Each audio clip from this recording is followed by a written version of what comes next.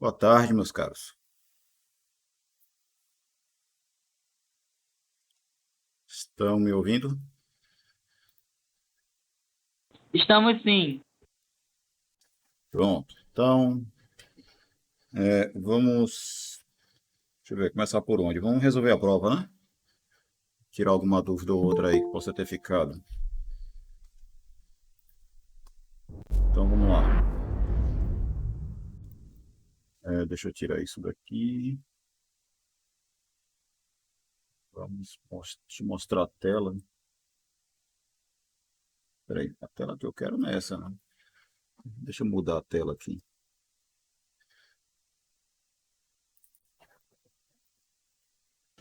Professor, Diga. o senhor já liberou as notas?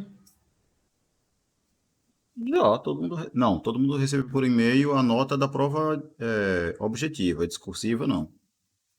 Certo, era só para saber mesmo. Pronto, então vamos lá. Prova objetiva primeiro, né? Que talvez seja onde tem menos dúvidas, né? Embora tenha gente que tenha acertado só uma questão. Então vamos lá. Primeira coisa é considere a seguinte proposição. Se P então Q ou R, a única combinação de valores lógicos de P, Q e R para a qual a proposição dada é falsa é. Bom, como aqui tem um condicional, você pode pensar da seguinte forma. Sai. Você pode pensar da seguinte forma, ó. Quando é que o condicional é falso? Quando o lado direito aqui é falso e o lado esquerdo é verdadeiro, sim ou não?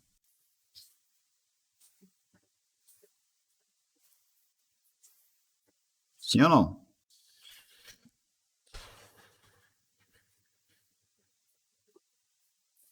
Vou aguardar responderem aí. Não é possível. Sim, professor. Pronto, finalmente alguém, pelo menos, para dizer sim. Então, se a primeira tem que ser verdadeira, a segunda aqui tem que ser falsa, então P tem que ser verdadeiro, beleza? Então as alternativas aí já é a 1, 3 ou 4, e aí o segundo tem que ser falso. Mas para o segundo ser falso, como a gente tem aqui uma conjunção, uma disjunção, a disjunção só é falsa quando os dois são falsos, né? Então, Q tem que ser falso, R tem que ser falso, P tem que ser verdadeiro para que essa, esse condicional seja falso, né? Então, a alternativa correta é essa aqui. Deixa eu visualizar de um outro jeito. Deixa eu visualizar assim, que é melhor, que eu posso marcar. Vamos lá, a alternativa correta é essa daqui.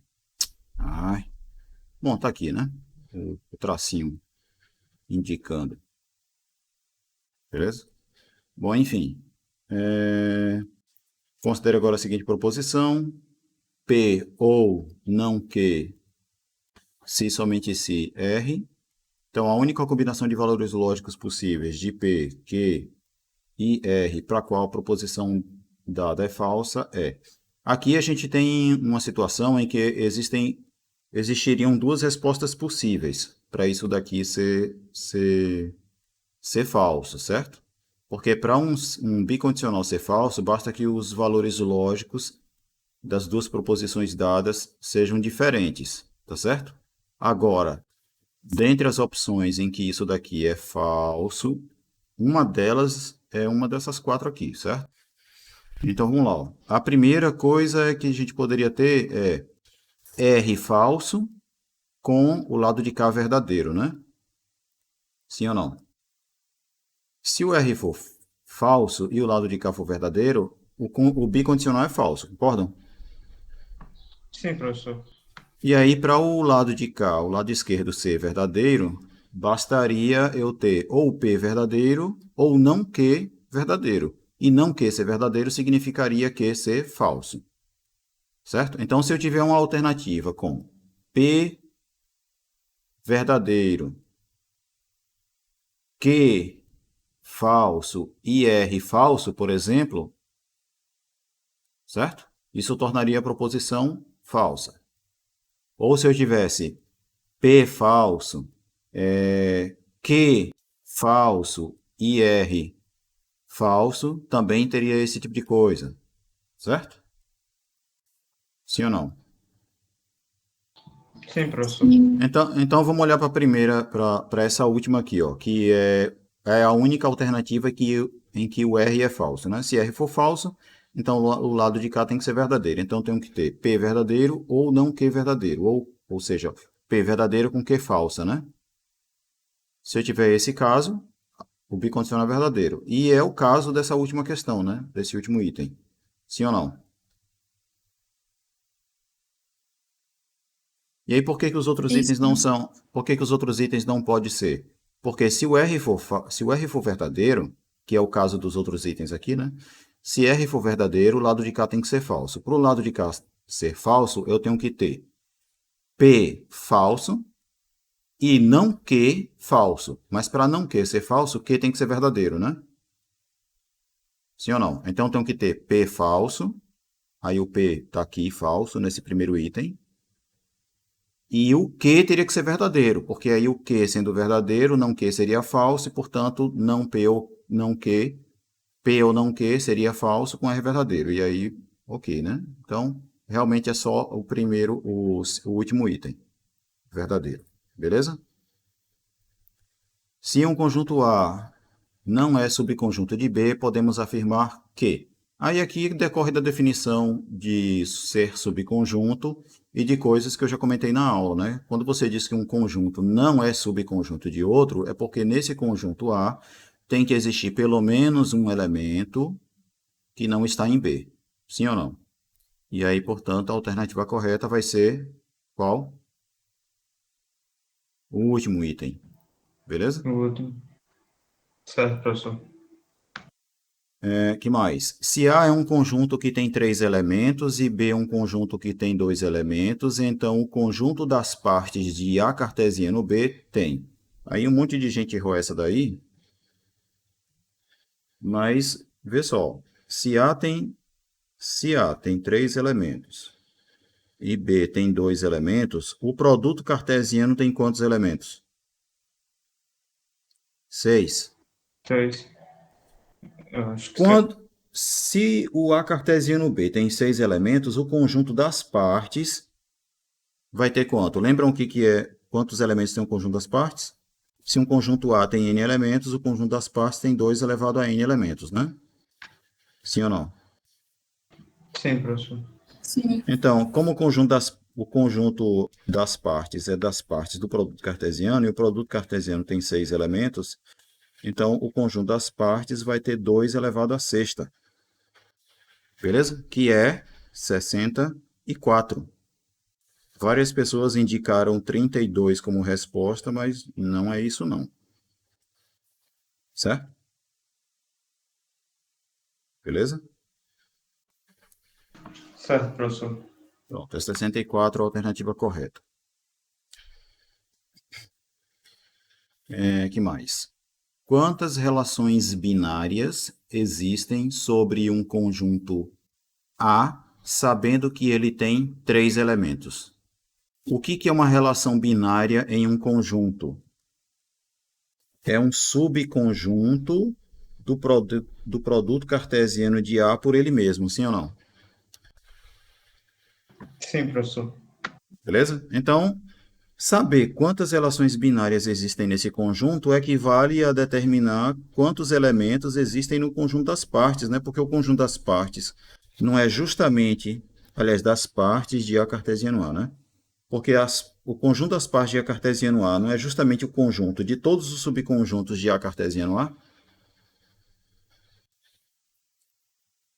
Então, o que acontece? Ó, o conjunto A tem 3 elementos. Então, o produto cartesiano vai ter quantos?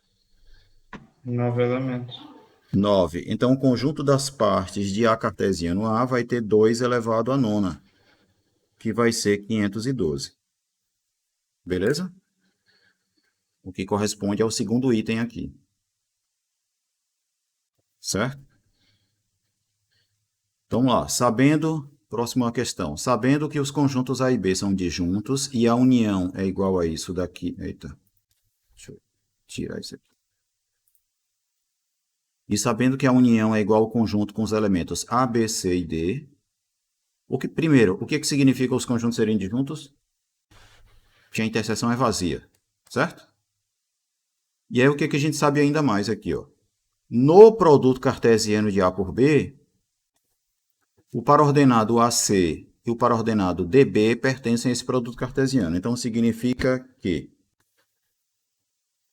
se AC pertence a cartesiano B, isso significa dizer que a primeira coordenada é um elemento do conjunto A, né? Então, Azinho pertence a Azão e Czinho pertence a Bzinho, beleza? Se DB também pertence ao produto cartesiano de A por B, isso significa dizer que Dzinho pertence a A e Bzinho pertence a B, sim ou não? Sim, professor. Então, como a união B é igual a B, C e D, todos os elementos já estão aqui, né? A, B, C e D, não é isso? Isso. E como esses conjuntos são disjuntos, né? Os conjuntos A e B são disjuntos, então esse elemento aqui e esse elemento aqui, eles são os dois elementos do conjunto A, né? Então, A vai ter que ser igual ao conjunto que tem o A e o D, e o conjunto B vai ser o que está faltando, né? Que é o B e o C, sim ou não? Exatamente, professor. Pronto. Então, isso vai nos dar como alternativa correta o terceiro item, né? Tá certo? Ó, o conjunto A é o conjunto que tem o A e D, e B o conjunto que tem o B e C. Então, é o terceiro item aqui, esse. Qual das afirmações abaixo é falsa? Aqui são questões referentes a funções já, né? Toda função é uma relação que possui uma relação inversa. Bom, é verdade que toda função é uma relação?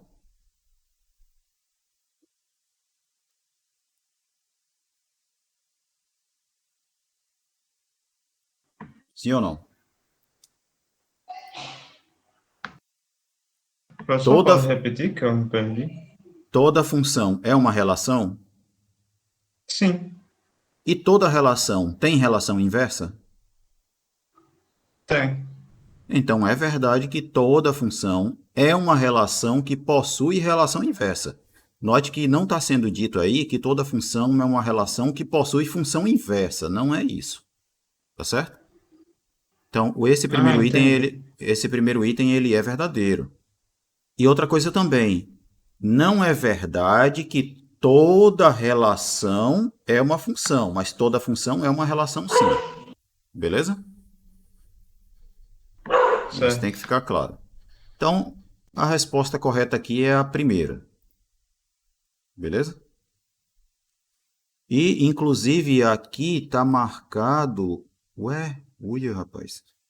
Eu coloquei a. Quem tá pedindo a falsa, a... professor. Ah, tá pedindo a falsa, tá certo. Eu já estava começando a achar que a questão estava errada porque eu marquei o último item como sendo o item correto, mas é qual das afirmações abaixo é falsa, né? Então, beleza. A primeira é verdadeira, porque toda função é realmente uma relação que possui relação inversa. Segunda coisa, existem conjuntos A e B para os quais não existem funções de A em B? Existe? Sim. Basta você pegar os conjuntos A e B como sendo vazios.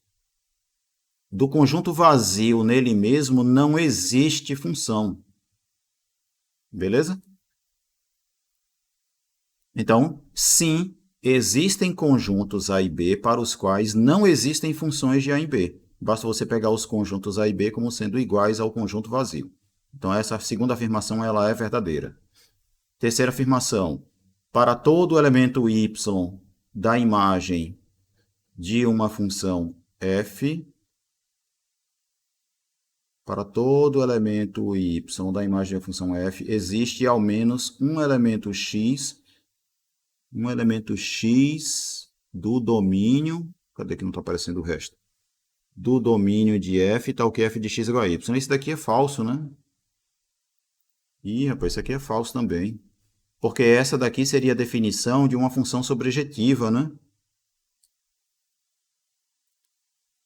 Sim ou não?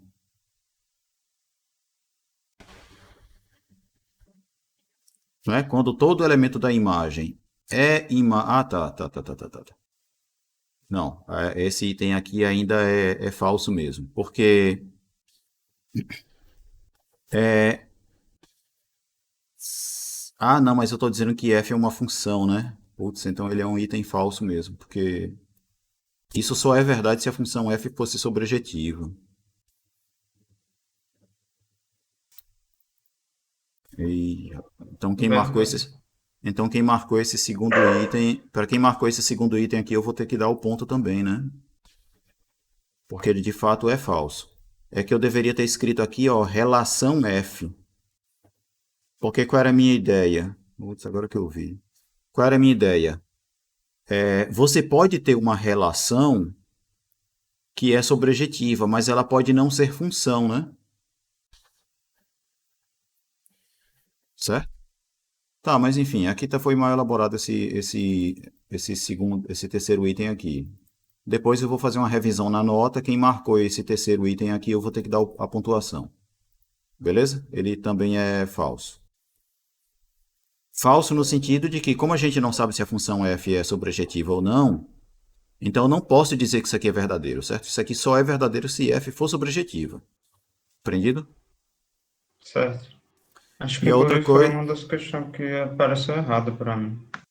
e a outra questão, o outro item é, para todo elemento y do contradomínio. Ah, não, tá certo, tá certo. Agora que eu enxerguei aqui qual é o problema. Isso aqui é verdadeiro sim, isso aqui é verdadeiro sim. É porque eu estou pegando o y na imagem. E todo cara que está na imagem, de fato, é f de alguma coisa. O que não é verdade é que todo elemento do contradomínio é imagem de alguma coisa. Esse último item é que realmente só é verdadeiro se a função f fosse sobrejetiva. Tá, então, ok. O terceiro item ele realmente é verdadeiro, porque eu já estou pegando o y na imagem da função. Compreendeu? Sim, professor, eu tinha lido contra o domínio mesmo. E eu li assim bem rápido e acabei foi pensando no contradomínio. Eu li imagem, mas pensei em contradomínio. E não é, certo? Então, de fato, só o último item aqui é o item falso mesmo. Tá certo? Próximo item aqui, se f de R em R é uma função satisfazendo a relação f de x mais y igual a f de x vezes f de y, então a gente vai ter o seguinte. Se f de 1 igual a 2, então f de 5 igual a 31. Isso daqui vai ser falso, né? Porque, na verdade, a gente tem aí f de x mais y igual a f de x vezes f de y. Então, f de 5 vai ser igual ao quê? Vai ser f de 1 mais 1 mais 1 mais 1 mais 1, que vai ser igual a f de 1 vezes f de 1 vezes f de 1 vezes f de 1 vezes f de 1, sim ou não? Ou seja, é igual a f de 1 elevado à quinta potência. Beleza? E aí o que acontece, ó? Se f de 1 for igual a 2, então f de 5 vai ter que ser igual a 2 elevado à quinta potência, que é igual a 32, e não 31, como foi indicado. Beleza? E também, ó, Se f de 1 for igual a 1, então isso implica dizer que f de 2, né? Quem que é f de 2? F de 2 vai ser igual a f de 1 mais 1, que é igual a f de 1 vezes f de 1, que vai dar f de 1 ao quadrado. Beleza? Então, isso aqui vai dar 1 ao quadrado, que é igual a 1, e não 2, como está indicado no terceiro item. Tá certo? E esse quarto item, o que acontece? Ó? A gente sabe que f de 0 é igual a 0 ou f de 0 é igual a 1. Lembram que eu falei isso na aula? Quando eu estava resolvendo uma questão que dava uma função satisfazendo essa propriedade aqui?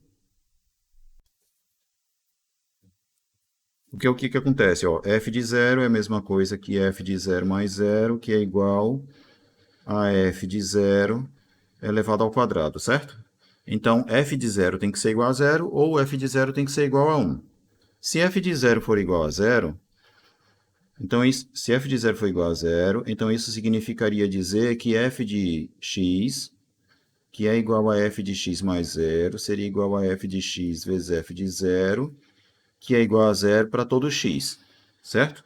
E aí, se f de x é igual a 0 para todo x, então poderia acontecer, de fato, que f de menos x é igual a menos f de x. Concordam? Se ela fosse 0 para qualquer x?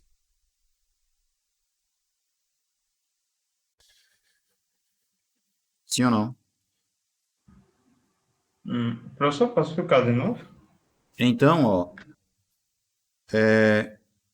se f de 0 fosse, se f de 0 fosse 0, então f de x seria igual a 0 para qualquer x. Professor, Neste caso, diga. não tá aparecendo não, não sei se já estava rabiscando. Ah, sim, eu estou rabiscando sim. Foi mal. Então, voltando aqui, ó. Se f de 0 fosse 0, então f de x seria igual a 0 para todo x. Certo. Beleza? Uhum. Daí, neste caso, e somente nesse caso aí, f de menos x seria igual a menos f de x, porque os dois lados daria 0. Ah, entendi agora. Só que, na questão aqui, eu não sei se f de 0 é 0. Que f de 0 poderia ser 1. E aí, no caso, ó, se f de 0 for igual a 1, a gente vai ter o seguinte, ó, que f de x mais menos x é igual a f de x vezes f de menos x.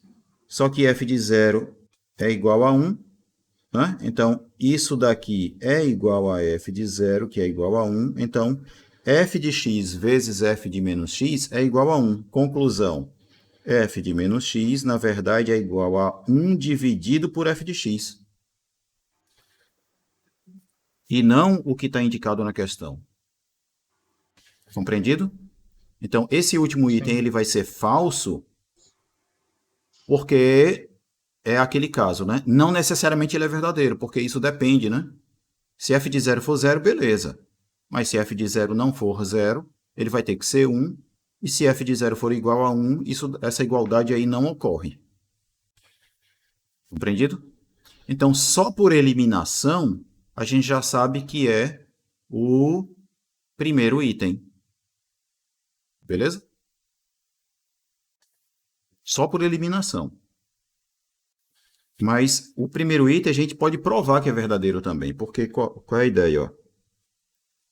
Vocês concordam que f de x é a mesma coisa que f de x sobre 2 mais x sobre 2? Sim, professor. E isso daqui vai ser f de x sobre 2 vezes f de x sobre 2, que é igual a f de x sobre 2 elevado ao quadrado. Uhum. Então, como f de x sobre 2 é um número real, todo número real ao quadrado sempre é maior ou igual a zero. Então, eu já sei que f de x é maior ou igual a zero. Mas o item está dizendo que se f é uma função não nula, então f é positivo. Beleza? F é positivo. Então, eu tenho que verificar o quê? Ó? Eu tenho que provar que não existe x pertencente a R, tal que f de x, vamos botar assim, não existe x0 pertencente a R, tal que f de x0 seja igual a zero. Porque aí o que acontece? Ó? Se f de x é maior ou igual a zero, e para qualquer x, f de x não é zero, então f de x vai ter que ser estritamente positivo, sim ou não? Sim, professor. E para provar que f de x é sempre positivo, ou que é sempre diferente de zero, basta eu fazer o quê? Supor que existe um ponto no qual a função é nula e eu deduzir daqui alguma contradição. Certo? E eu vou conseguir isso por quê? Suponha que exista um elemento, de modo que isso aqui é verdade. Então veja o que acontece, ó. Para todo x pertencente a R, isso aqui seria verdade, ó. F de x, eu posso escrever como sendo f de x menos x0 mais x0, sim ou não? É aquela técnica avançadíssima lá que eu falei da última aula de somar zero. Menos x0 mais x0, zero. Sim ou não? E aí Sim, isso aqui vai professor. nos dar ó, f de x menos x0 vezes f de x0. E aí se for verdade que f de x0 é zero, então isso daqui é zero, porque f de x0 é zero, né? Então o que, que aconteceria? F de x seria igual a zero para qualquer x. E isso não pode acontecer. Por quê? Porque eu estou supondo que a função é não nula. Se ela é não nula, significa que ela não é igual a zero para pelo menos um x. Compreendido? Compreendido, professor. Então, o item 1 é verdadeiro por duas razões, né? Uma porque a gente consegue provar que ele é verdadeiro, e a outra que a gente consegue concluir isso por eliminação, né? A gente sabe que as outras os outros itens são falsos. Seguindo, qual das seguintes afirmações abaixo é verdadeira? Então vamos lá. A composição de uma função injetiva com uma função sobrejetiva é uma função bijetiva. Esse item é, obviamente, falso. Beleza? Sim ou não? Sim, professor. Pronto.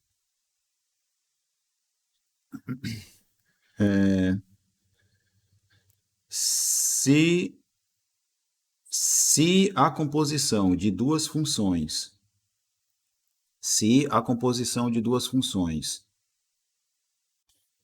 não é uma função bijetiva, então uma delas não é bijetiva. Por quê? Isso é verdadeiro ou falso?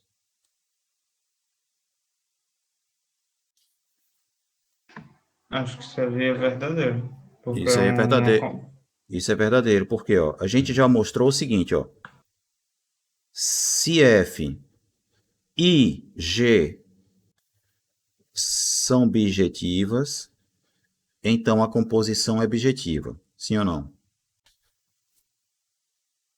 Então repare no Sim, condicional, ó. professor. Então, se isso daqui é falso, então isso daqui vai ter que ser falso também, sim ou não? Porque você Uhum. não pode ter, né? Isso daqui falso com isso daqui verdadeiro, né? Porque a gente sabe que esse condicional aqui ele é verdadeiro. Então, se isso daqui é falso, isso daqui é falso. Então, se é falso que f e g são bijetivas, então é porque uma delas não é bijetiva. Sim ou não? Sim, professor. E o quarto item aqui ele é falso porque, óbvio, né? Toda função que é injetiva não é sobrejetiva, ele é falso, porque se você pegar uma bijetiva, por exemplo, ela é uma função que tanto é injetiva quanto é sobrejetiva. A mesma coisa nesse quarto item aqui, ó.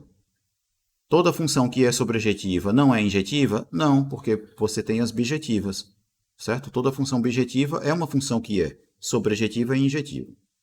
Então, próximo item e último, em relação aos gráficos de uma função e de sua inversa, podemos afirmar que são simétricos em relação à bissetriz do segundo e quarto quadrantes. Falso, né? Porque, na verdade, a gente já sabe o que é, né? Esse item 3 é que é o verdadeiro, né? O gráfico de uma função e sua inversa, eles são simétricos em relação à bissetriz do primeiro e terceiro quadrante, né? A gente viu isso. Beleza? Certo. Isso foi dado em aula. Então, isso foi a prova objetiva. Agora vamos à prova discursiva. Na prova discursiva, eu tinha dito que dava para gastar 20 minutos fazendo a prova, 20, 30 minutos, já estou com 34. Vamos lá. Primeira questão. Essa primeira questão aqui é só você montar a tabela verdade dela. Beleza? E ao montar a tabela verdade desse bicondicional aqui, ó, ao montar a tabela verdade dessa coisa, você vai descobrir que ela é uma tautologia, porque todos os valores lógicos do bicondicional aqui, eles vão ser sempre verdadeiros. Beleza? Eu não vou escrever a tabela verdade disso, né? Certo, professor. Certo? Então a primeira questão, ela é uma tautologia, e para deduzir isso, basta fazer a tabela verdade. Questão 2. A questão 2, logo que a prova começou, ela estava errada, porque estava escrito assim: A está contida em B, se somente se A complementar está contida em B complementar, mas eu corrigi isso a tempo. Certo? Mas, enfim, essa daqui eu também não vou fazer, por quê? Porque eu fiz essa em aula. Com todos os detalhezinhos. Eu fiz a demonstração exatamente disso aqui. Beleza? Professor. Então, eu não vou fazer porque já está em uma das aulas aí. É só procurar agora em qual vídeo eu estou com a solução dessa questão 2 já feita e gravada, certo? Não vou Foi fazer na isso aula de da novo. noite. Mas foi na aula da noite em que não teve aula de tarde, né? E aí eu botei o vídeo para as duas turmas, né? Ou não? Foi no dia antes da prova, na sexta-feira. Então, para todos aí, ó. Se eu não tiver feito ela de tarde, assistam a aula correspondente da noite, porque ela está resolvida lá, gravada, bem explicada e tudo mais, certo? Não vou gastar esse tempo aqui, não. Questão 3. Esboce o gráfico da relação. Tal. Então, o que é o gráfico dessa relação aí? Então, você vai pegar, primeiro, identificar quais são os pontos, né? E, na verdade, aqui não é o par ordenado n, m pertencente a n, né? É n, m pertencente a n cartesiano n, né? Mas isso não atrapalha a questão, não. É claramente, obviamente, um erro de digitação que não interfere em nada na questão. Então, ninguém passe na cabeça aí que uma questão dessa vai ser anulada por causa desse tipo de erro. Então, vamos lá. Deu para entender tranquilo. Então, vamos lá. Aqui é só questão de você fazer, por exemplo, se n for igual a 0, m pode ser igual a quanto? Se n for igual a 0, porque lembre que para a gente os naturais está começando no 0, né? Sim ou não? Então a gente tem aqui, ó, n menos 1 ao quadrado mais m ao quadrado menor ou igual a 9. Então, eu vou fazer assim, ó. Se n for igual a 0, isso daqui vai dar 1, né? E aí o m vai ter que ser menor ou igual a 8. Sim ou não? E aí quais são os valores de m cujo quadrado vai dar menor do que 8? Vai ser m igual a 0, m igual a 1, m igual a 2 e só. Sim ou não? Então, todos esses pares ordenados aqui, ó, 0, 0, 0, 1 e 0, 2, são pontos que pertencem à relação R. Beleza? Aí você vai agora. Se n for igual a 1, se n for igual a 1, isso daqui é igual a 0. Se n for igual a 1, então o m ao quadrado tem que ser menor ou igual a 9. E aí, portanto, o m pode ser igual a 0, 1, 2, e agora, nesse caso, ele também pode ser igual a 3. Concordam? E aí os pares ordenados 1, 0, 1, 1, 1, 2 e 1, 3 pertencem à nossa relação R, beleza? Concordam? Sim ou Sim, não? professor. E aí você vai fazer isso. O próximo é o quê? Se n for igual a 2, se n for igual a 2, isso daqui vai ser igual a 1. E aí o m quadrado vai ter que ser menor ou igual a 8.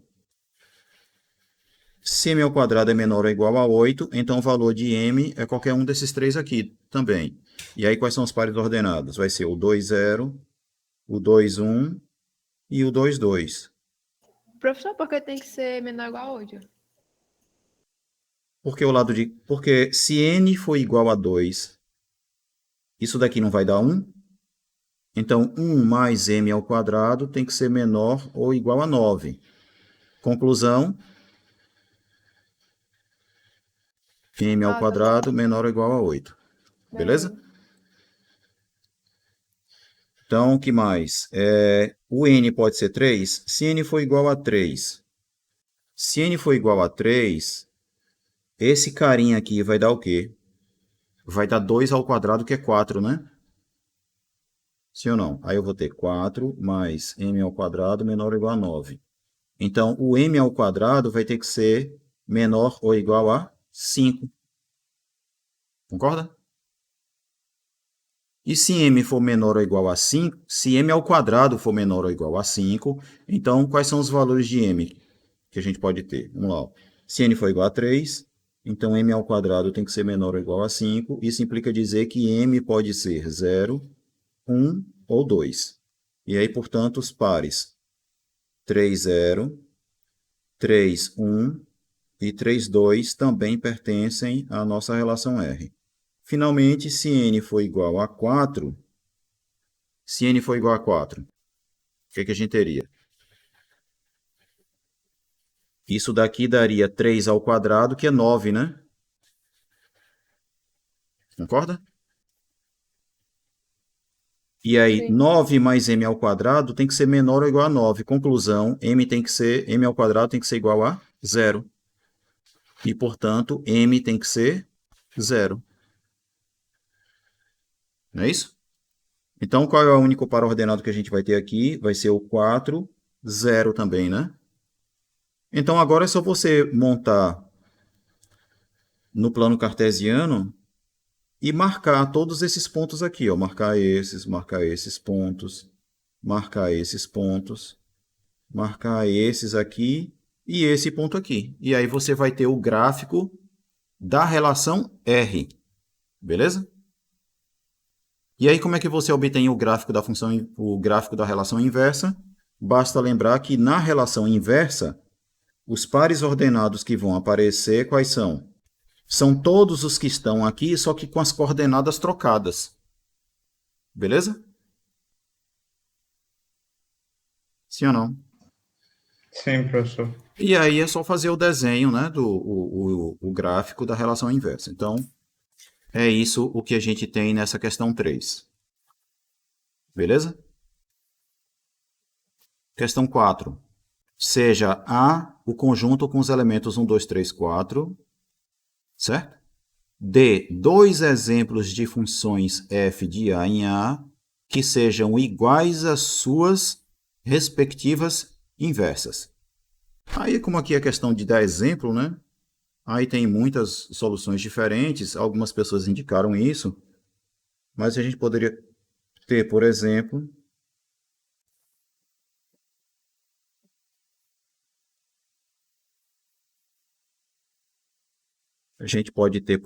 aí essa função, ó.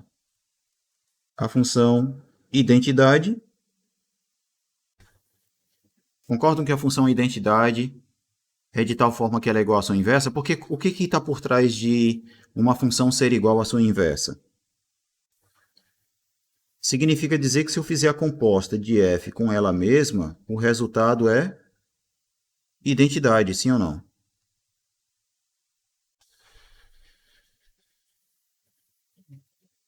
Não é? Então, para essa função aqui, ó, Se eu fizer f composta com f, o resultado f composta com f aplicada em x, o resultado vai dar x. Beleza? Bom, se a função é igual à sua inversa, então eu já está implícito que ela é uma função que tem que ser bijetiva, sim ou não? Sim, professor. Então o que acontece? Ó, digamos que eu pegue uma função que leva 1 no 1 e que leve o 2 no 3. Então, ó, se a função f leva 1 no 1, a inversa vai acabar levando 1 no 1, né? Então aí tá beleza, não tem nenhum problema. Tranquilo? Mas se a função f levar o 2 no 3, a função inversa vai ter que levar o 2 no 3, não é isso? Também? Aliás, vai ter que levar o 3 no 2, né? Para poder voltar para o 2. Porque quando eu fizer f composta com f de x, quando eu fizer f de 2, o resultado tem que ser 2. Então, f aplicado em f de 2 vai ter que ser 2. E aí, como f de 2 é igual a 3, nesse caso aqui, né? Então, f de 3 vai ter que ser quanto? 2. Então, a nossa função f vai pegar o 3 e levar no 2. Concorda? E nesse caso aqui, o 4 vai ter que ir no 4, né? Porque a função tem que ser objetiva. Então, veja o que eu quero dizer com isso também, com essa conta. Ó. É que, se eu pegar, por exemplo, o número 1, eu posso associar no que eu quiser aqui. Ó. Eu posso levar o 1 no 4. Se f de 1 é igual a 4, f de 1 eu quero que seja 1, e, portanto, f de 1 vai ser igual a f do 4. F do 4 tem que ser igual a 1. Então, o 4 vai ter que ir no 1. Beleza? Tá vendo como você pode calcular uma função que tem essa propriedade, né? F de x é igual a x. E é o que acontece. Ó. Se eu escolher f de 2 como sendo 3, se f de 2 for igual a 3, aí como eu quero que f de 2 seja igual a 2, então eu vou ter que f de 3 tem que ser 2. Então, 3 vai ter que ir no 2. Então, essa função aqui, ó, é uma função que satisfaz a propriedade de f de x ser igual a x. Concordam? Sim, professor. Então, ela é simples, né? Agora é o simples do tipo, se não estudou, também não faz. Certo? Minhas provas, em geral, são assim. Se não estudou, também não faz. Não por conta própria. Pode até colar, mas por conta própria, complica. Certo? Professor, nessa das Diga. funções tinha que fazer a representação como o senhor fez, porque eu só escrevi a função. Não, poderia ser representação, não tem nenhum problema. Certo? Melhor dizendo, né? Não tinha que ter a representação. Certo? Não tem necessariamente que ter a representação. Mas quem fez botando só a representação, tá ok. E quem deu apenas as expressões, né?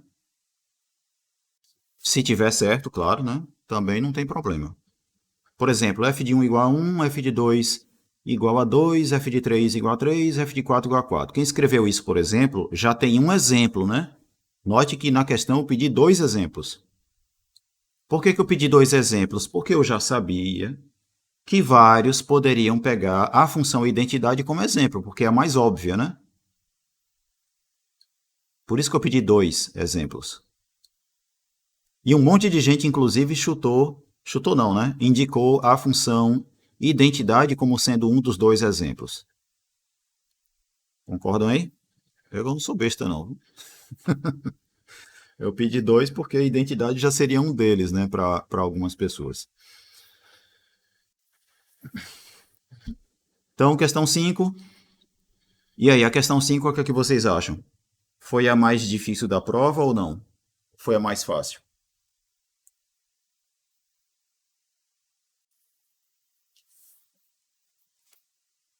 O que é que me dizem aí? O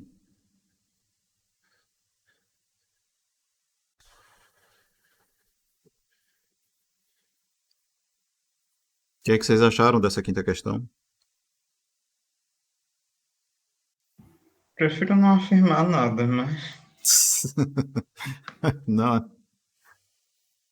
Ah, veja só como é. Pessoalmente, pra mim, eu me confundi um pouquinho nessa aí, mas eu acho que eu consegui fazer normal. Ela não parecia tão complicada. Não sei se eu acertei também. Bora ver. É porque ela, quando você olha assim, parece que é, né, complicada, mas não é não. Porque veja só, pelo que a questão está dizendo, como ele está dizendo que a função f é o conjunto formado pelos pares, né? 1c, 2d, 3a e 4b. Então isso significa dizer que quem é f de 1? F de 1 é igual a c, sim ou não? Quem é sim, o professor. D? D é igual a F de 2, A é igual a F de 3 e B é igual a F do 4, beleza?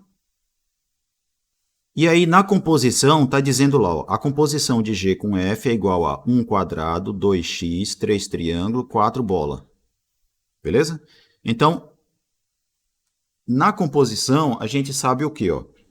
Que G composta com F aplicado ao número 1, isso é igual a quadrado, tá lá, né? Olha lá. F composta com G aplicado em 1 é igual a quadrado, concordam? Só que o que é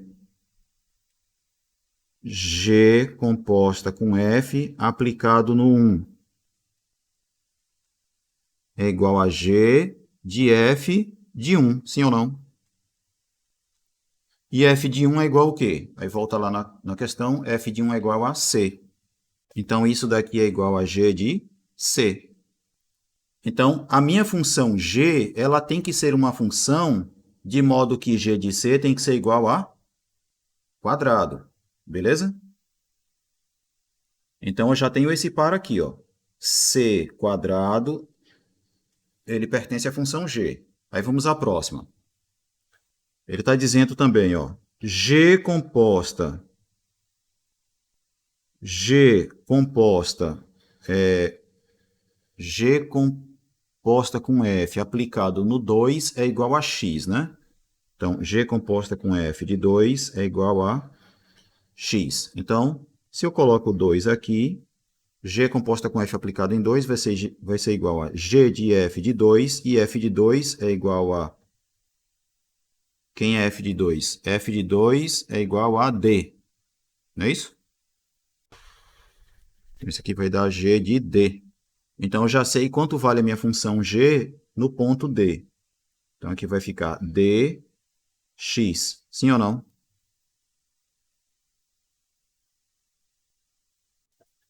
Sim ou não? Sim, professor. Sim. Pronto. Então, os próximos exemplos, os próximos pares ordenados que estão faltando vai ser o quê? Quando eu fizer no 3, então veja aqui, G de F de 3 é igual a triângulo e F de 3 é igual a A. Então, você vai concluir que G de A é igual a triângulo. Então, a gente vai ter isso aqui. A, triângulo. E o último é o quê? 4 vai no B, né? F do 4 é igual a B, e G de F do 4 é igual a O. Aí você vai deduzir que G de B é igual a O, sim ou não? Você vai ter isso aqui, ó. O G do B é igual ao O, ou zero, sei lá. Bola. Beleza? Então, essa é a nossa função G.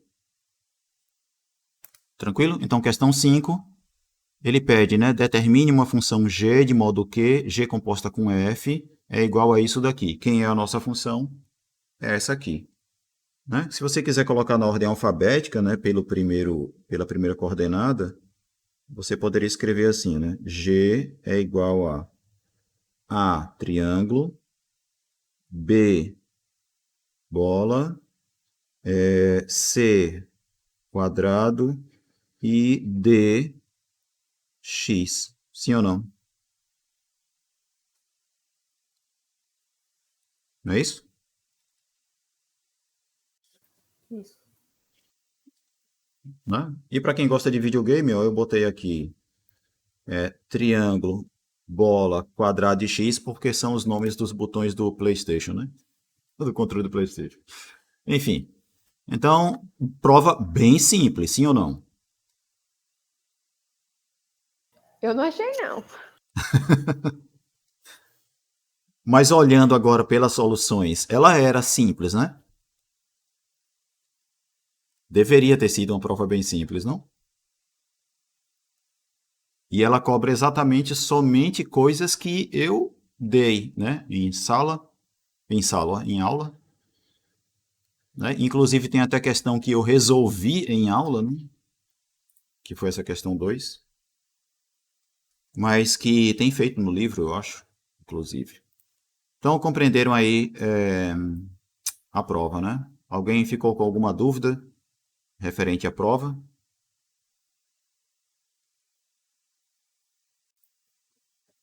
Diga, a dúvida por enquanto é só que dia sai a nota, né? Essa é a dúvida que todo mundo tem, né?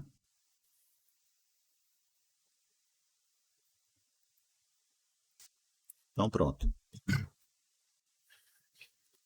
Então vamos agora ao quê? Nossas listas de exercício. Vocês começaram a resolver as questões já? Então, segunda unidade aqui, nós temos aí capítulo 6 e capítulo 7, certo? Funções do primeiro grau e funções do segundo grau. Dentre as questões de funções do primeiro grau, tem alguma que vocês não conseguiram resolver? Ou então dessas de vestibular, a respeito de funções afins, tem alguma que vocês não souberam resolver? Bora lá, galera.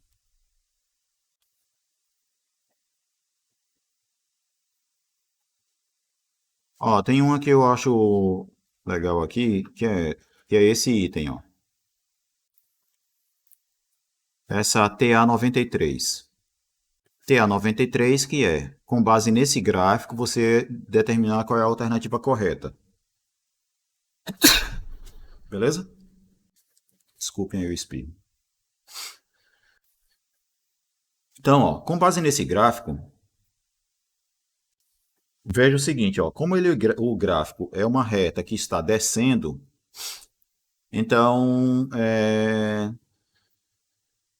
a gente já sabe que o coeficiente angular dessa reta vai ser negativo, né? Mas não tem nenhum item da prova, nenhum item aí da questão diz respeito ao coeficiente angular, né? Mas aí vamos lá. Então, se o gráfico está descendo, então note que o gráfico vai ficar negativo quando o x é maior do que o 3, né? E é positivo quando o x é menor do que 3, sim ou não? Sim ou não? Sim. Então, f é negativo se x é maior do que 3. Esse item é verdadeiro, né? Concorda? Sim. Sim, professor. Pronto, então o item verdadeiro a gente já sabe qual é, a letra A, né? Mas por que os outros são falsos? Porque, ó, por exemplo, se x é maior do que 2, f de x é maior do que 2, se x é maior do que 2, f de x é maior do que f de 2, não por quê? Quem me diz aí? Porque pelo gráfico você vê que a função ela é decrescente, sim ou não? Ela é decrescente, não é? Sim. Então, ó, Sim, quando professor. quando uma função é decrescente, se você tem x maior do que 2, como ela é decrescente, então o que a gente deveria ter é isso aqui, ó. Certo? Essa desigualdade aqui, quando eu aplico f dos dois lados, essa desigualdade ela vai inverter, ó, porque ela é decrescente. Se ela fosse crescente, aí a desigualdade continuaria sendo a mesma. E aí o item estaria correto. Tá certo? Mas o gráfico está me dizendo que ela é decrescente, então o item B é falso. Tá certo? Outra coisa, se x é menor do que zero, então f de x é negativo. Pelo gráfico, obviamente que não, né? Tá certo? Item D. Se f é negativa, então x é menor do que zero. Se f é menor do que zero, se f de x é menor do que zero, x é menor do que zero. Também não, né? Porque quando x é negativo, na verdade, o x é maior do que 3, né? E não menor do que zero. O x, né? O item é, se o x for positivo, f de x é positivo. Isso também é falso, por quê? Porque se você pegar, por exemplo, qualquer número, qualquer x que está aqui, ó, o x vai ser positivo e f de x é positivo, certo? Mas se você pegar qualquer x maior do que 3, x também vai ser positivo, só que o f do x não.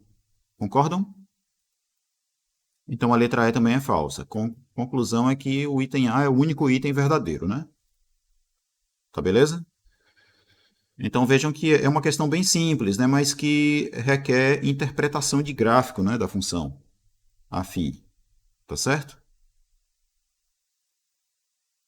Sim ou não? Sim, professor. Professor, Pronto. Diga. tem como o senhor fazer até a 99? TA 99, essa. É.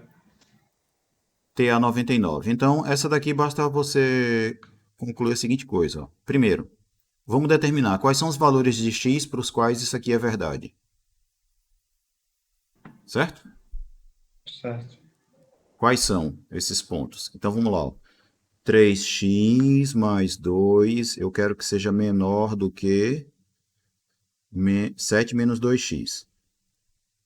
Isso daqui é a mesma coisa que 3x mais 2x menor do que 7 menos 2, sim ou não? É como se eu estivesse colocando esse cara para cá e esse para lá. Beleza? Certo. E isso aqui vai me dar o quê? Isso daqui é igual... Essa desigualdade é verdadeira se somente se 5x é menor do que 5, né? Conclusão, x tem que ser menor do que 1. Então, essa desigualdade aqui é verdadeira se e somente se x é menor do que 1. Então, vou desenhar uma coisa aqui que é isso. Ó. Então, para essa primeira condição, nós temos isso aqui. Ó. Aqui está o número 1, e aí essa desigualdade é verdadeira, ela é verdadeira para x menor que 1, né? Então, verdadeiro aqui, né? Aqui ela é verdadeiro, e no outro resto ali é falso. Beleza? Segunda coisa, o outro item é o quê? 48x é menor do que 3x mais 10. Concordo que quando esses 3x vier para o lado esquerdo, a gente vai ficar com 45x menor do que 10. Sim. E aí 45x menor do que 10 é a mesma coisa que x é menor do que 10 dividido por 45, tá certo? O que vai nos dar x menor do que, se simplificar por 5, vai dar 2 em 2 cima nomes. e 9 embaixo, né? 2 nonos. Então, 2 nonos é menor do que 1, né? Então, vou representar ele aqui assim, ó. E, na verdade, também, né? O 1 está fora, né? Porque 1 é quando acontece a igualdade, né?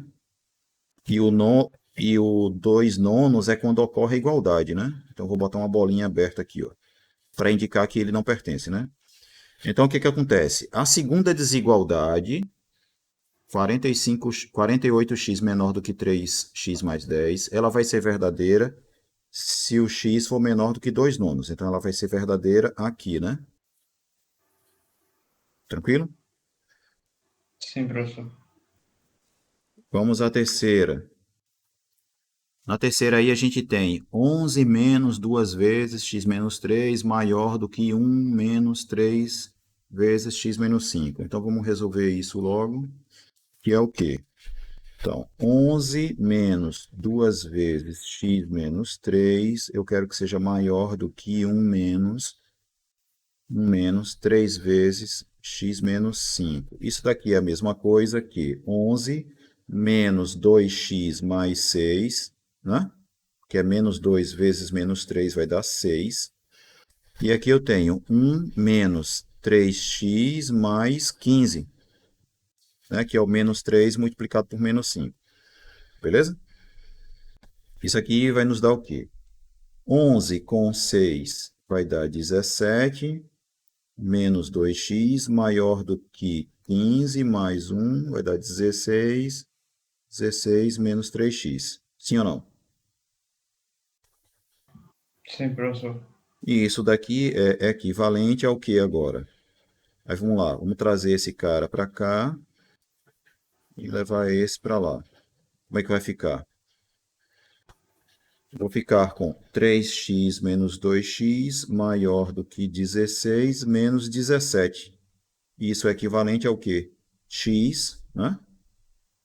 X maior do que menos 1. Sim ou não?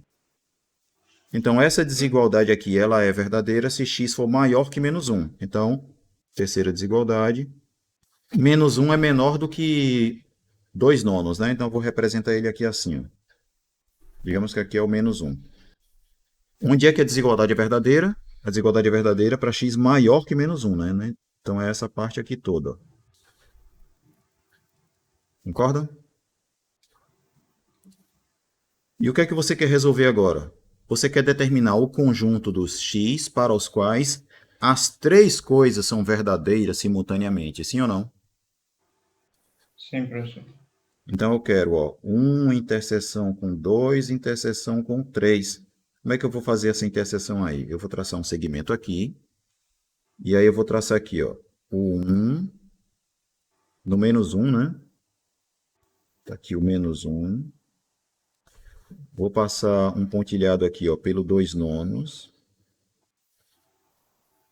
Certo? Tá aqui o 2 nonos. E vou traçar um pontilhado também aqui, passando pelo 1.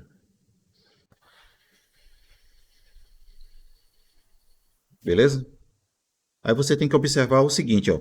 O que é que está nos três simultaneamente?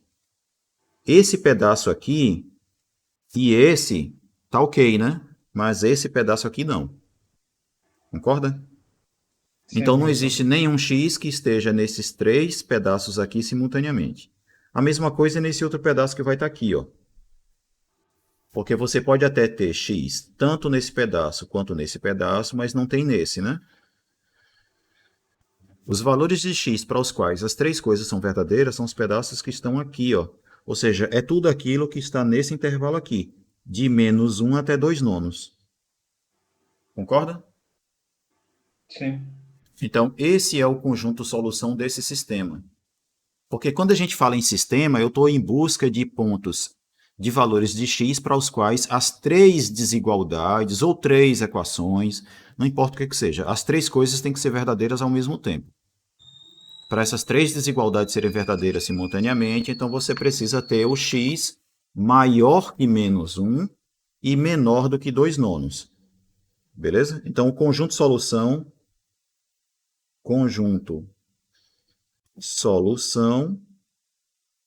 é esse aqui, ó. É o conjunto dos números reais, tais que x é maior que menos 1 e é menor do que 2 nonos. Compreendido? Perfeitamente, professor. Pronto. Tem alguma outra aí? Essas aqui também são parecidas, ó. TA100. TA100. Você sabe que o x está entre 1 e 2. Beleza? Aí a pergunta é, isso daqui, o que acontece com isso se x está entre 1 e 2? Então você já vê a seguinte coisa, ó. Se o x é maior do que 1, o que é que eu posso dizer? Eu posso dizer que isso aqui é positivo, né? Sim ou não? Sim. Mas se o x é menor do que 2, isso daqui é negativo e isso daqui também é negativo, sim ou não? Sim, professor. Então, a conclusão que eu chego é a seguinte, que se o x está entre 1 e 2, então aqui eu vou ter o produto entre... Aqui eu vou ter o produto entre um número que é negativo, ou um número que é positivo, e outros dois que são negativos. Só que o negativo com negativo vai dar positivo também, né? Então, o produto desses três números que vão aparecer aqui é um produto positivo. Então, y vai ser positivo. Tranquilo? Certo. Alguém poderia estar se perguntando, professor, mas por que que o y pode ser 2? Que y maior do que 2 também não é positivo? Não é? Mas por que que não dá para dizer isso? Porque pense assim, ó. O x está variando entre 1 e 2, né? Então, digamos assim, o menor valor possível do x seria 1. Para x igual a 1, o resultado vai ser 0, né? Para x igual a 2 também, né? Sim ou não? Sim ou não? Sim, professor. E mais do que isso, ó, se o x está entre 1 e 2, então isso daqui é uma coisa positiva menor que 1. Aliás, isso aqui é negativo, né, na verdade. Isso é negativo e em módulo vai ser menor do que 1, né? Porque pense assim, ó. X está entre 1 e 2. Então, se eu subtrair 1 nos dois lados dessa desigualdade e dos dois lados dessa desigualdade, eu vou ter x maior que 0 menor que 1. Sim ou não? Pô, desculpe, né? X menos 1 vai ser maior que 0 e menor do que 1. Concorda? Então, Sim. ó, o x menos 1 ele é positivo, mas é menor do que 1. E o x menos 2, o que é que eu posso dizer? Aí você vai fazer o quê? Se eu subtrair o 2 nos dois lados das duas equações, eu vou ter menos 1 menor do que x menos 2 menor do que 0. Então, o x menos 2 vai variar entre menos 1 e 0. Beleza? E aí, o que que vai acontecer com o x menos 2? O x menos 2 vai ser uma coisa que está entre menos 1, vai ser uma coisa que está entre menos 1 e o quê? E 0, né? Porque esse produto aqui não é negativo? Sim ou não? Então, isso aqui vai ser uma coisa negativa, né? De qualquer forma. Se for negativo, y não é maior do que 2, claro, né? Mas aí ainda tem o x menos 3. Aí o que que acontece com o x menos 3? Se você subtrair o 3 nos dois lados aqui, das duas desigualdades, o que é que a gente vai ter? Eu vou ter que x menos 3 é maior do que menos 2 e é menor do que menos 1. Sim ou não?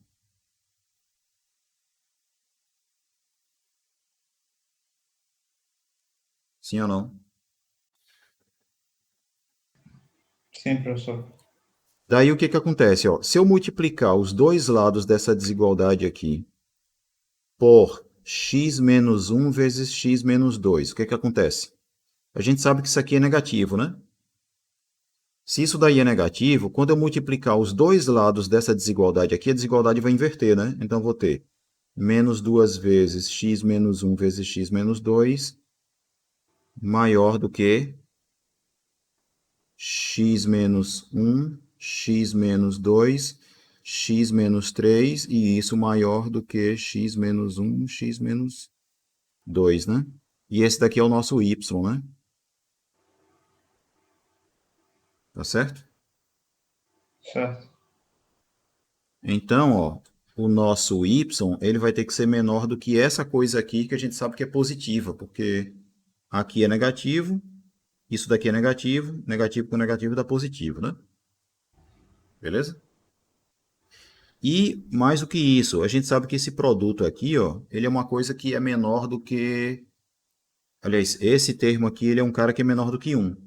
Quando você multiplica uma coisa por uma outra que é menor do que 1, o resultado do produto é menor, se essa coisa for positiva, claro, né?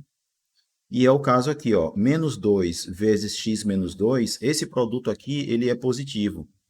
Por quê? Porque isso aqui é negativo e menos 2 é negativo. Negativo com negativo dá positivo. Se eu pego uma coisa que é positiva e multiplico por um cara que é menor do que 1, o resultado vai ser uma coisa que é menor do que o próprio x, né? O ax vai ser menor do que isso aqui. Certo? Se x for positivo. Beleza? Certo, professor. Meio viajado é isso que eu estava falando aqui agora, né? Mas é meio que para justificar, né? Porque que é uma forma de justificar o porquê que y não vai ser maior do que 2. Beleza? Bom, enfim.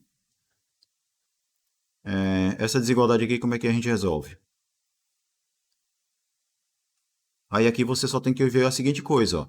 Quando é que um quociente vai ser uma coisa maior ou igual a zero? Quando as duas coisas aqui, ó, têm o mesmo sinal. Sim ou não? É quando tem o mesmo sinal. Então você vai fazer que estudo aqui? Você vai fazer o estudo de... eu quero verificar x menos 3 dividido por x mais 5, dividido por x mais 5 maior ou igual a zero. Então eu vou estudar o sinal disso. Qual é o sinal de x menos 3? Eu sei que no 3 ele vai dar zero, certo? E aí, como ela é uma reta crescente, né? Porque o coeficiente, o coeficiente angular é positivo, né? Certo? Então, eu sei que ela vai ser positiva se x maior que 3 e é negativo se x é menor do que 3, beleza? E nesse caso aqui, ó, o que está em cima pode ser igual a zero, sim ou não? Então, é por isso que essa bolinha que eu Pode boto ser. aqui, ó, é uma bolinha fechada aí para indicar que o 3 está fazendo parte desse estudo aqui, ó. Está fazendo parte do estudo do sinal de x menos 3, né? Agora eu vou fazer o estudo do x mais 5. Então, note que, primeiro, o que está embaixo não pode ser igual a zero. E ele dá zero no 5, né? Então, eu vou botar o 5 aqui, ó, com a bolinha aberta para indicar que o 5 não pertence. Ele não pode ser um valor de x aqui, né? E aí, aqui, novamente, ó, é uma reta crescente, porque o coeficiente angular é positivo. Então, a gente sabe que ela é positiva para cá, negativa para cá, né? Agora é só combinar quais são os intervalos aí em que os valores de x têm o mesmo sinal. Aí eu vou fazer o quê? Vou Professor, traçar um... Diga. só uma pergunta. Não seria menos 5 não, ponto de zero? É menos 5, verdade. Verdade. Eu tô com tanta pressa aqui que eu ia comendo essa mosca aqui, ó. É menos 5, verdade. Valeu. Então, de qualquer forma, ó, positivo se x maior que menos 5, negativo se x menor, certo? Aí agora eu vou traçar um pontilhado aqui, né? Um que passa pelo menos 5 e outro que passa pelo 3. Beleza? Certo. E aí vou traçar, aqui é o x mais 5, né? Aí eu vou traçar uma outra reta aqui. Aí vamos lá, aqui eu tenho o menos 5 aberto, aqui eu vou ter o 3 fechado, e aí eu vou olhar, ó, nesses pedaços aqui, ó, em quais desses pedaços o sinal é o mesmo, né? Então, na parte de cima aqui, ó, nesse pedacinho, o sinal é negativo, né? Nesse pedaço. E nesse pedaço, o x mais 5 também é negativo. Então, nesse pedaço aí, na interseção, que é o conjunto dos x que são menores do que menos 5, tanto esse cara quanto esse cara, eles são negativos. Então, esse quociente aqui vai ser positivo, sim ou não? Sim. Porque os dois têm o mesmo sinal. E o outro pedaço onde os sinais aí são iguais, qual é? Esse pedaço, né? Com esse pedaço aqui, ó. Beleza? Então vai ser para x maior que 3, né? Então, se x for maior do que 3, tanto esse cara quanto esse cara aqui, eles são positivos. Beleza? Certo. Então, qual é o conjunto de solução aí? É o conjunto dos números reais, tais que x é menor do que menos 5, ou x é maior do que 3. Se a gente escrever isso em termos de intervalos, né? Eu ainda não falei muito sobre intervalos, mas eu vou falar depois, que é o seguinte, né? O que é o conjunto dos caras que são menores do que menos 5? Vai ser o intervalo de menos infinito até menos 5, aberto no 5, né? Esse ou aqui é a união de dois conjuntos, né? Ou esse outro cara aqui diz respeito ao quê? Aqui, na verdade, é x maior ou igual a 3, né? Vai ser igual ao quê? Ó? Fechado no 3 e indo para mais infinito, né? Aqui é o conjunto de todos os caras que são maiores ou iguais a 3. Aqui é o conjunto de todos os caras que são estritamente menores do que menos 5. Então, o conjunto de solução você pode representar ou desse modo, ou assim. Beleza? Professor, eu só não visualizei que o Certo. professor colocou menos 5 e 3 positivo ali. Já que Aqui, ó. Porque onde é que isso aqui dá zero? No 3, né? E esse daqui dá zero no menos 5. Nessa outra reta aqui, eu apenas fiz o quê? Ó? Tracei esse pontilhado aqui, ó. Eu tracei esse pontilhado até cruzar essa reta aqui e para representar o 3 aqui, ó. Tranquilo? E aí eu tracei um outro pontilhado aqui passando pelo menos 5 para interceptar essa reta aqui, ó, e marcar o menos 5 aqui. E o menos 5 aqui está com a bolinha aberta, porque o menos 5 ele não pertence, né, ao domínio disso aqui, porque essa parte de baixo aqui não pode ser igual a zero. Então, o x igual a menos 5 está excluído. Concorda? sim, professor. Uhum. Agora clareou.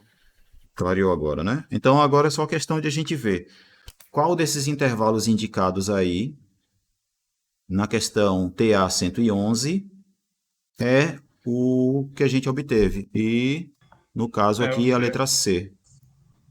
Beleza? Só comparando aí, ó. Os caras que são menores do que menos 5 e maiores ou iguais a 3. Beleza? Letra C. Concordam? Bom, a gente...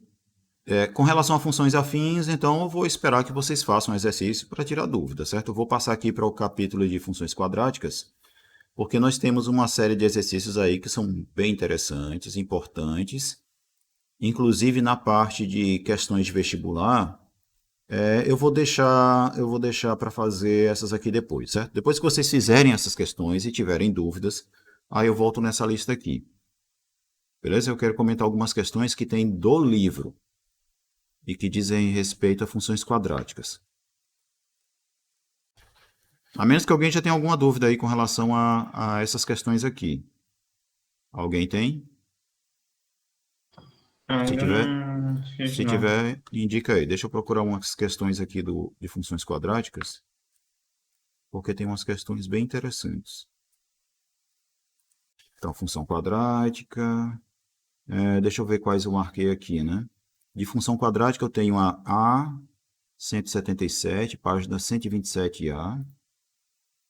177 e 127A. Essa daqui eu não vou fazer porque essa daqui é só para vocês treinarem, né? Encontrar as raízes, certo? Beleza? Então não preciso fazer isso. Outra questão, qual que é? 17... E eu botei 177 antes de 176. Oxi. Mas enfim, a 176... A 176 nem é na página 100 e coisa, né? Professor, 176... Oi. fazer umas questões de função quadrática, mas só eu estava usando fórmula de Bhaskara. Eu estou fazendo certo ou tenho que usar Não tem fórmula de problema. Por exemplo, para fazer essa 177 aqui, não tem nenhum problema você usar a fórmula de Bhaskara, Bhaskara? É não. porque como o senhor citou usar semiproduto, né? Aí, tipo, eu achei só um pouquinho de dificuldade em algumas questões, aí eu fiz, a maioria não, né? Eu fiz a D, a F e a G e a H, tudo usando a fórmula de básica. Certo. Pode usar em todas, não tem nenhum problema. Embora tenha algumas que não precisam usar Bhaskara, né? Por exemplo, K, L, M e N não precisa, né? De fórmula de Bhaskara, sim ou não? Sim, professor. É porque eu cheguei ainda não, eu tava Ah, tava tá. vendo as Beleza. Diga. Mas nessas aí não precisa usar Bhaskara não, porque, por exemplo, ó, na letra K, você pode colocar o x em evidência, né? E ficar com x vezes 2x menos 4. Aí, se você igualar isso a zero, você vai ter que ter ou x igual a zero, ou 2x menos 4 igual a zero. De 2x menos 4 igual a zero, você deduz que x é igual a 2. Então, aqui você resolve assim, né? X é igual a zero ou x é igual a 2. E não precisa usar Bhaskara, né? Beleza? Essa daqui também, ó.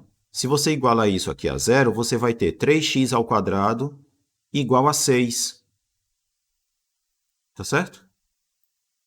E de 3x ao quadrado igual a 6, você vai ter x ao quadrado igual a 2.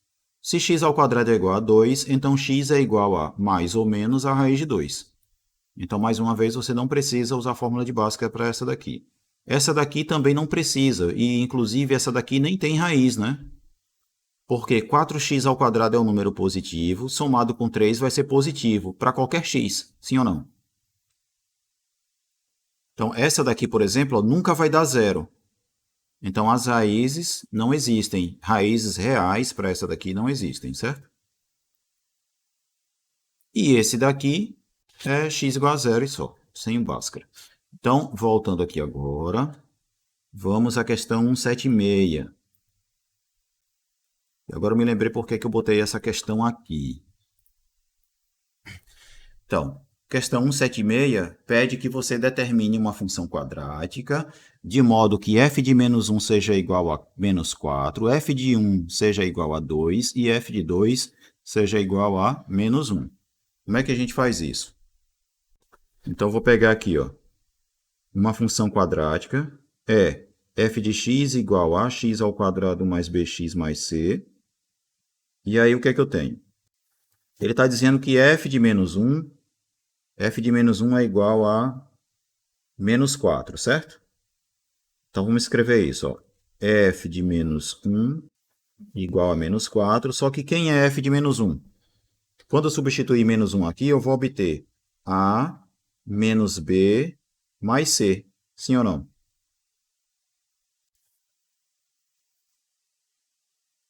Sim ou não?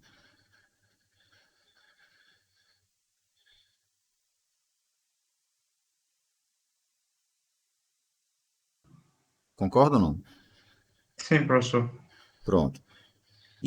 Ele está dizendo também que f de 1 é igual a 2. Só que quem é f de 1? Vai ser a mais b mais c. E f de 2, ele disse que é igual a menos 1. F de 2 vai ser o quê?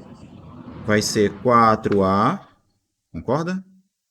Mais 2b mais c. Sim ou não?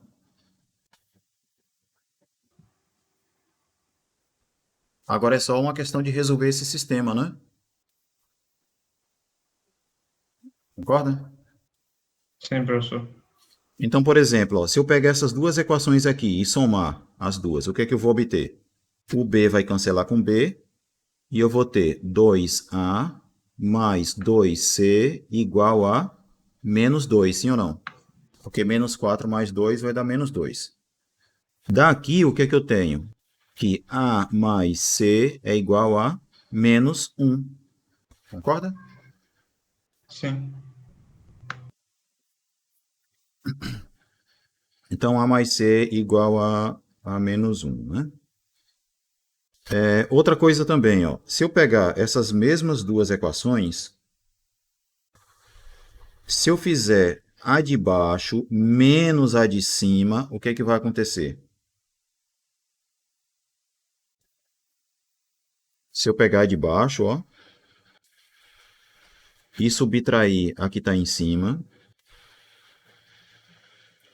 Então, por um lado, a gente vai ficar com 2 menos menos 4, né? Certo? E do outro lado a gente tem isso. Aí o que, que vai acontecer aqui, ó?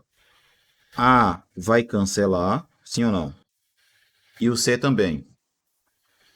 E o B daqui vai juntar com o menos menos B. Menos menos B é B. Então vai ficar 2B igual ao quê? Quanto que vale aqui? Vai dar 2 mais 4, que é 6, né? Então, 2 vezes B é igual a 6. Portanto, B é igual a 3. Concorda? Então, o valor de B eu já sei. Não é? Sim. Se o valor de Agora B é igual a, se o valor de B é igual a 3, aí você pode substituir esse cara aqui e tentar obter os valores de C e A. Sim ou não?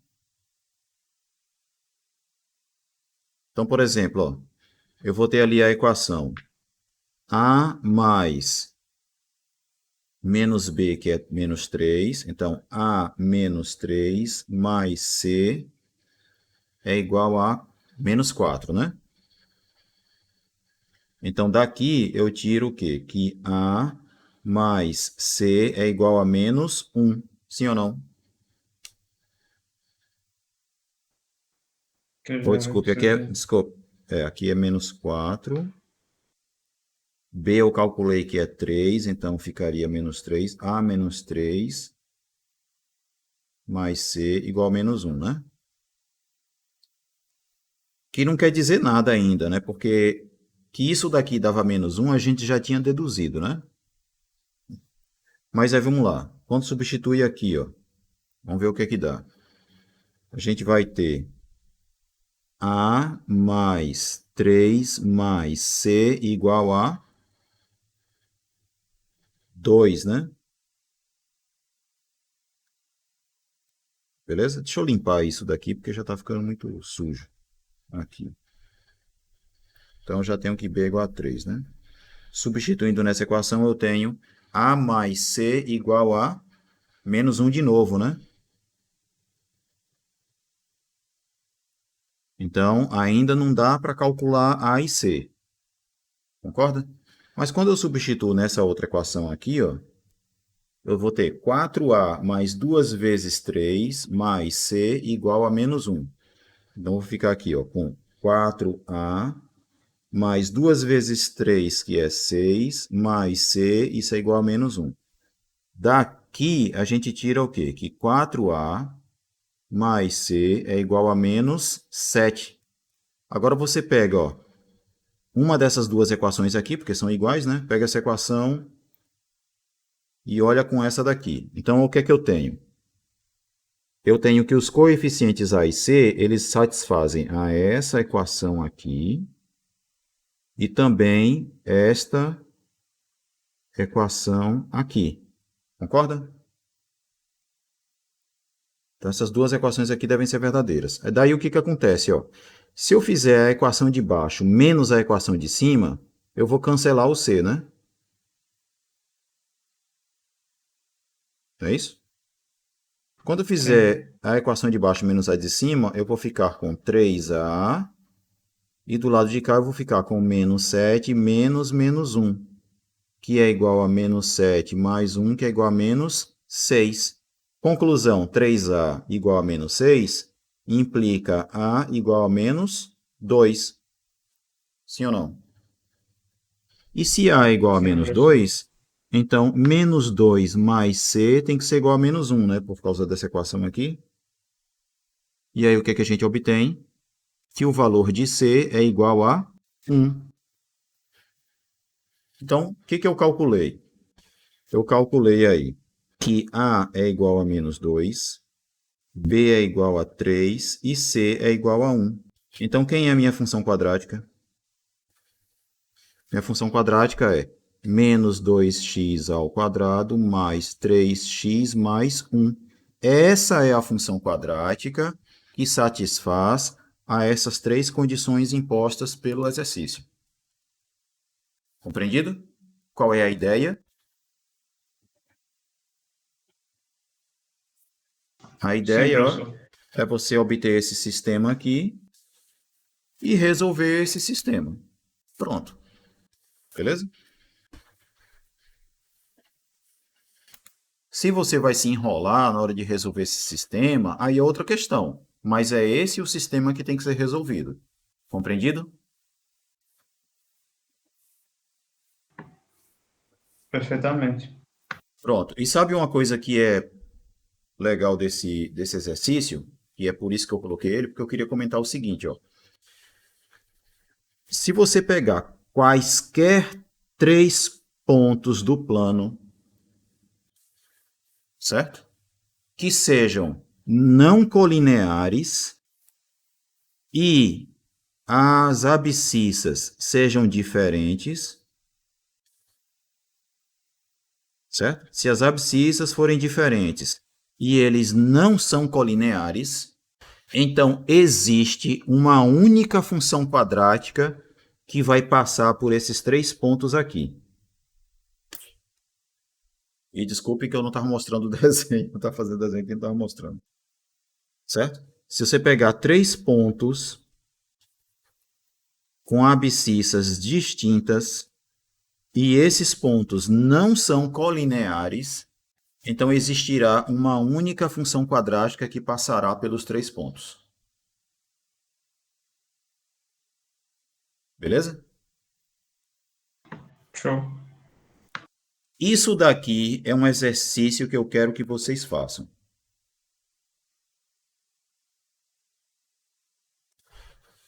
E quando fizerem, escrevam ele direitinho, explicando os detalhes, tá certo? Para enviarem para mim. Beleza? Façam isso até quarta-feira da semana que vem. Pode ser? Acho que pode. Bom, como aqui na aula não é exatamente uma democracia, então eu determino que seja até quarta-feira, certo? Tá, beleza? Professor? Diga. Professor, para a gente provar isso. É, exatamente. Provar que se Ok. você tiver 3 pontos no plano, 3 pontos no plano, cujas abscissas são diferentes e os 3 pontos não são colineares, então existe uma única função quadrática que passa por esses 3 pontos. O que é que eu quero dizer com isso? Ó, suponha, então, x1, y1, x2, y2, x3. Menino, que meu tablet aqui está com a bateria em 5% já só. X3, eu tenho que acabar a aula forçado.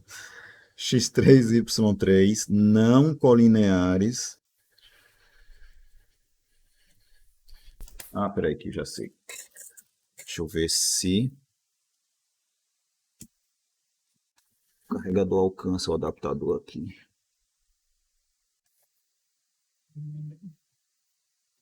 Pronto, o tablet já não morre.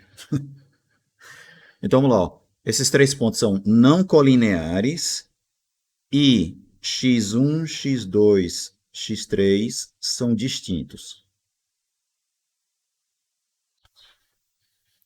Certo? Então, suponha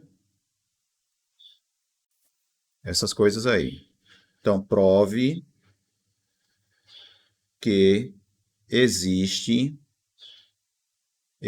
uma única f de x igual a ax ao quadrado mais bx mais c, certo? A diferente de zero, tal que f de x1 é igual a y1, f de x2 é igual a y2 e f de x3 é igual a y3. Beleza? Resumindo, é isso aqui, ó. Ax1 ao quadrado mais bx1 mais c é igual a y1. ax2 ao quadrado mais bx2 mais c é igual a y2, ax3 ao quadrado mais bx3 mais c é igual a y3. Certo? Então, você vai usar o fato de que esses pontos são não colineares, x1, x2 e x3 são todos distintos, para provar que isso daqui é um sistema nas variáveis a, b e c que sempre tem uma única solução. Compreenderam qual é a tarefa? Eu vou deixar aqui, eu vou dar a vocês a chance de tentar fazer isso primeiro e depois eu explico como que é, certo? Mas primeiro tentem fazer. Quem conseguir fazer, escreva completamente a coisa e mande para mim até no máximo quarta-feira antes da aula. Tá certo? Porque na aula eu vou resolver isso. Beleza? Então, já deu aí. Deu não, né? Falta 1 minuto aí para dar o nosso horário, 2h40. Eu acho que hoje vai ser a primeira vez em que eu vou terminar a aula dentro do horário, né? Teve dia que eu terminei antes por causa de reunião, né? Mas tirando reunião aí, é a primeira vez que eu vou terminar dentro do horário, né? Então, tenham todos aí uma boa tarde. Façam os exercícios para que a gente possa tirar dúvida, certo? Não deixem para perto da prova, porque senão vai todo mundo se dar mal. Beleza? Então, tenham todos aí uma boa tarde. Até segunda-feira e tchau para vocês. Tá, boa tarde, professor. Até quarta-feira. Obrigado, Paulo.